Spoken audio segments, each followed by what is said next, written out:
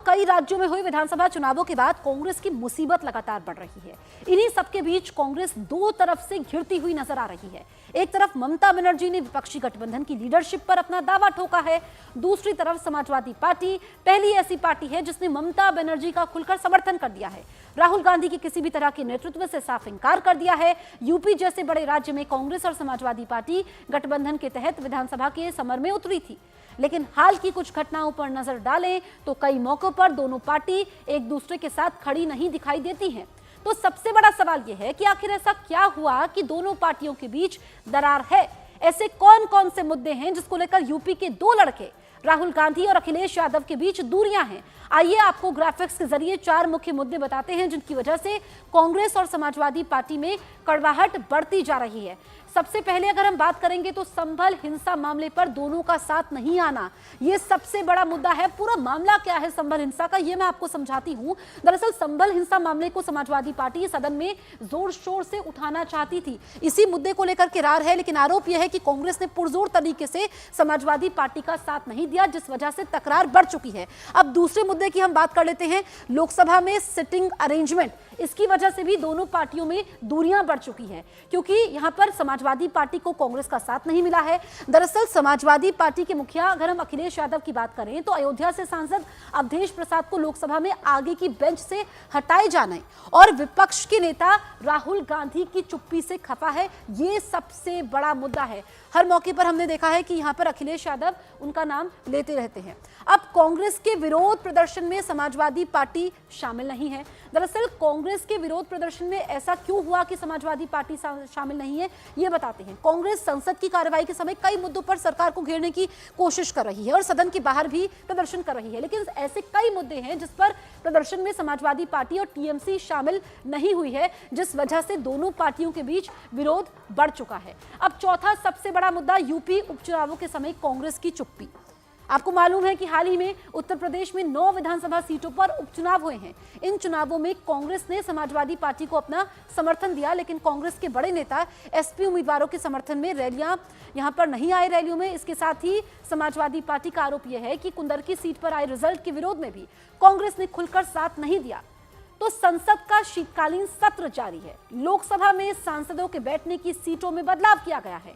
Sitting arrangement में बदलाव की वजह से अयोध्या से समाजवादी पार्टी के सांसद अवधेश प्रसाद की भी सीट बदल दी गई है, जिसको लेकर अखिलेश यादव भी अपनी नाराजगी जाहिर कर चुके हैं। पूरा मामला हम आपको बताते हैं। दरअसल नई व्यवस्था के तहत अवधेश प्रसाद दूसरी पंक्ति में बैठेंगे, इस पर रार है। ये जो नई व्यवस्था है सिटिंग अरेंजमेंट को लेकर के, अब कांग्रेस के कुछ नहीं करने पर समाजवादी पार्टी के खफा होने की खबर है कि कांग्रेस कुछ नहीं कर रही है इस पर।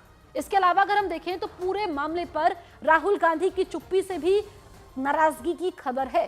तो कई ऐसे मुद्दे हैं, एक मुद्दा नहीं है, बहुत सारे ऐसे मुद्दे हैं जिस पर रार है। इसके अलावा अयोध्या में अवधेश की जीत को सबसे बड़ी जीत मानती है समाजवादी पार्टी और कई मौकों पर अखिलेश यादव इसको भुनाते आए हैं। अब पांचवें बड़े मुद्दे की बात करें तो समाजवादी पार्टी नहीं चाहती है कि अवधेश प्रसाद पीछे की सीट पर बैठे। जो नया सिटिंग अरेंजमेंट है इसी को लेकर के आपत्ति है। इसके अलावा अखिलेश अपने भाषणों में अवधेश प्रसाद का नाम लेना नहीं भूलते हैं, इसको लेकर के वो लगातार बीजेपी पर हमलावर भी रहते हैं।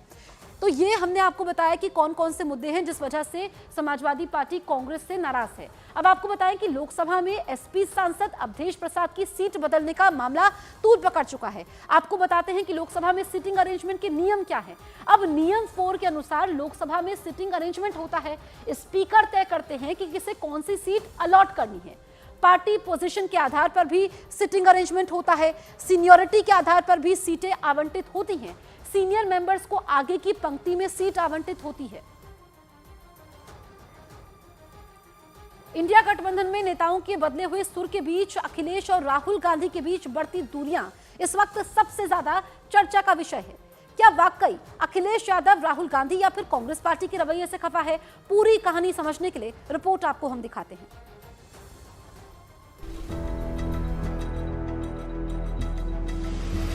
इंडिया गठबंधन में नेतृत्व पर बड़ा घमासान, ममता के बाद अखिलेश से कांग्रेस परेशान।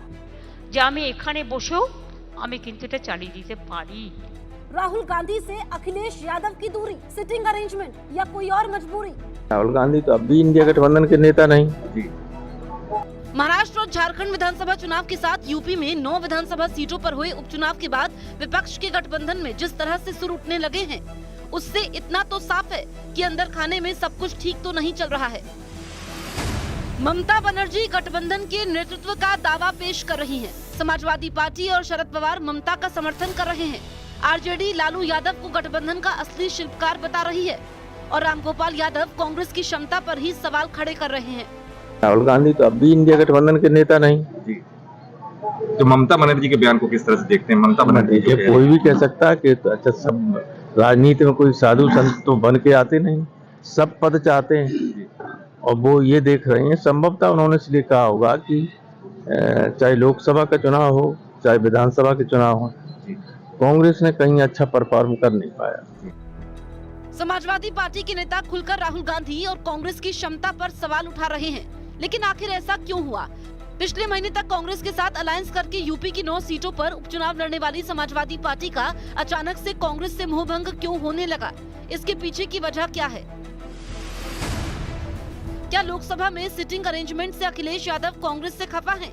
क्या लोकसभा में संभल के मुद्दे पर साथ न देने से एसपी कांग्रेस से नाराज है?